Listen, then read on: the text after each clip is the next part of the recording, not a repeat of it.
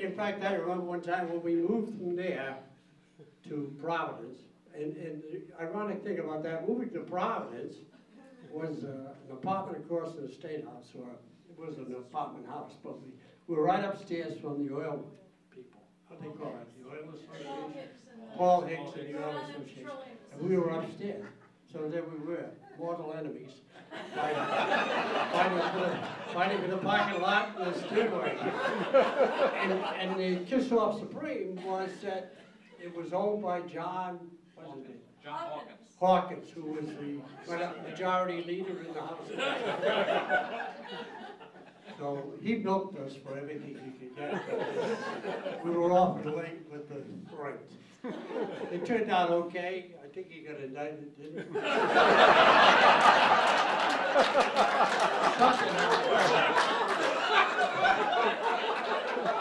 But we started to do some real serious work.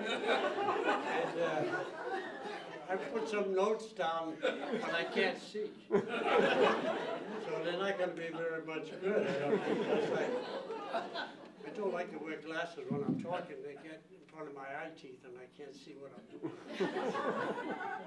Anyway, this story is saying to me when I started off, and I made speeches so often during that period of time, that sometime I would stop in the middle of the speech and say, did I just say that story or was that last night? Because I was on television and radio, and the guy called me every day from WPRO to ask me what I thought about something that took place in Wisconsin, California, or whatever. And the Argo Merchant, do you remember that ship that cracked up off the coast? I said to Trudy, I want you to get an airplane and go up and see what that damage is all about. And Trudy did. She went up there. She called, this is Trudy Cox from the Argo Merchant. And she told the story, and we got great glory out of it. But when I talk about the $6,000, you know, we used to talk about the fact that we had 21,000 members. 2 or 3 of whom paid dues. We used to get 21,000 members because Dr. Miner's philosophy was we had to have numbers if we were going to have any influence in the state. So all you had to do was sign an application to be a member, and by unanimous vote, you became a member of St. Bank. If you wanted to pay dues, we requested it, but a lot of you ignored that request. But we struggled through. The other thing I was thinking about when I read your pamphlet in the treasury, you had some money from this government, some money from that part of the government, some money from this company, some money from that company. My board of directors refused to take money from the government. They thought that was a compromise that would hurt us, so they didn't take any money from government. The health department called, want to give us some money. They rejected that too. We rejected a lot of money. The oil refinery that we defeated also offered us $25,000, but they rejected that too. So we made that $6,000 go a long way. When I wasn't falling on my head there, we did have a lot of things that we were achieving. And Trudy and I decided we'd better get out and speak to everybody about what St. Bay is supposed to be about. And we did. And we not only capitalized on the oil refinery, but at that time, you see, the oil refinery, if it didn't go into Tiverton, could have gone into Warwick, could have gone to Cranston, could have gone anywhere in the state. And we lobbied hard to get the Coastal Resources Management Council.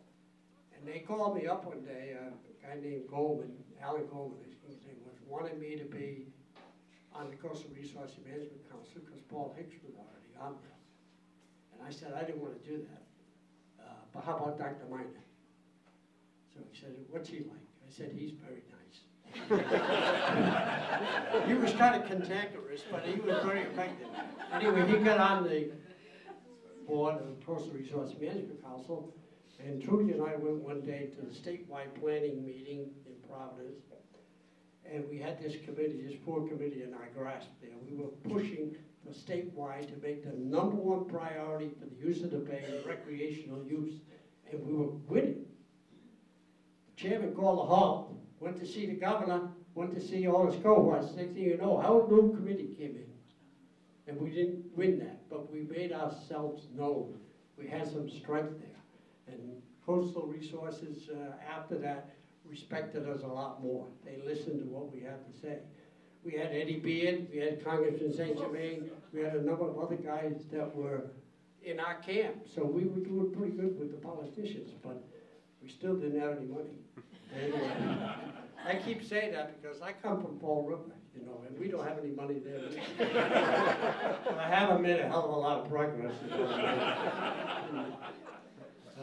Excuse me just a minute. I want to keep a timeline here so I can give you what I need to do. But I did get imbued, as I said, with the idea that people working together in unison and being strong about it could really get some things done. But you have to remember, in those days, the unions hated us. The corporate sponsors hated us. The people who were being, what they thought, threatened with their jobs didn't like us. A lot of the other communities didn't like us either because they figured somewhere along the line they're going to do us some damage. The fishermen were like this. They weren't sure we were on their side or not on their side. I ended up being an honorary member of the Bay Bass Linesiders Club. I never went fishing in my life. I don't even eat fish. In fact, when I would go to speak for St. Bay, they always had Narragansett Bay scallops or fish or some kind, and I had to lie and tell them I had an allergy to fish. I couldn't eat fish. I'll take up bacon, lettuce, and tomato sandwich.